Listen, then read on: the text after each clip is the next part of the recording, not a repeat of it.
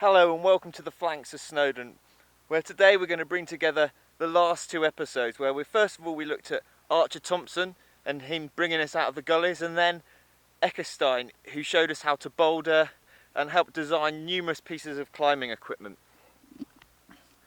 What this episode's going to do though is climb this cliff here, Lliwedd. What this is going to represent is the first real partnership of climbers. Whilst there were partnerships before, it was a combination of Archer Thompson and Eckestein that was going to pioneer a route through this massive cliff. It had been breached before by what is now known as Bilberry Terrace. It's kind of a very, very top-end grade 3 scramble. But nobody had yet to conquer the East Buttress. And that's what we're going to do today, follow in their footsteps up Horned Crag. Horned Crag route was climbed in 1905. So again, we've got to remember that this was climbed in hobnail boots with hemp rope. Climbers didn't even have anything as simple as a carabiner at this point. So this cliff was going to be extremely committing. Once they started, they would almost certainly reach a point of no return. This cliff is 1,000 feet high and one of the biggest cliffs in the whole of the UK. Even today, a lot of people avoid it because it's that committing. I've never climbed Horned Crag route before. I've climbed a lot of the other routes on this crag, so I'm just hoping I don't get lost, because that's one of the biggest problems with this crag. It's so complex that it's quite easy to follow an easy line and it reaches a dead end. So fingers crossed I'll get to the top safe and well. So we're just coming up to the start of the route now and make my way up onto the start of this heather terrace and then cut back left.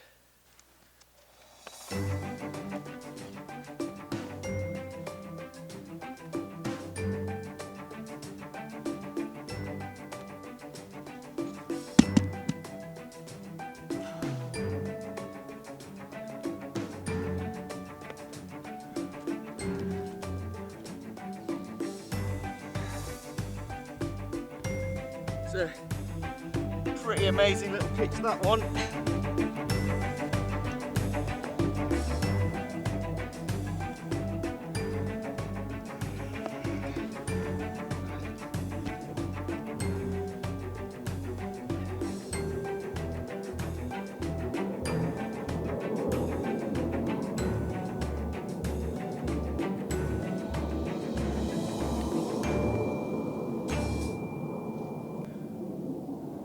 I think I head up there next.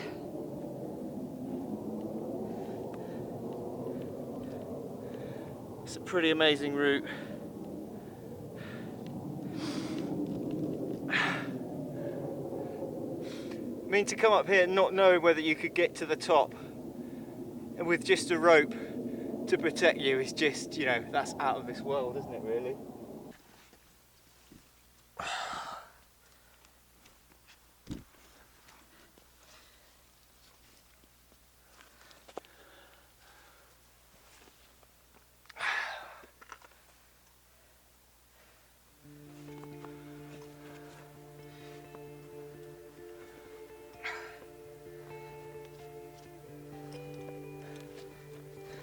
So we've just come to the top of the difficulty, and what we've got to do now is take what's called the terminal arete out.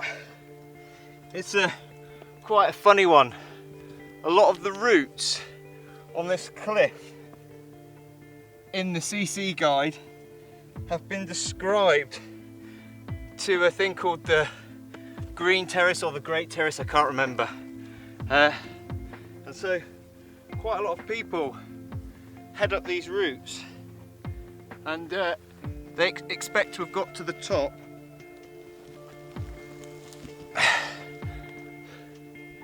because their route description has stopped at pitch 7, and there's actually another 4 or 5 pitches left to get to the top.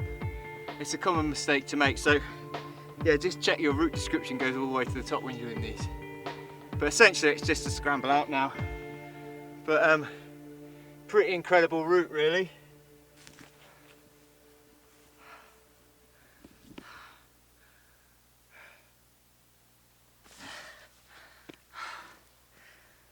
Oh. So the end of another route and another summit. That's got to be a thing about these early routes, is that they nearly all lead you to the top of a mountain.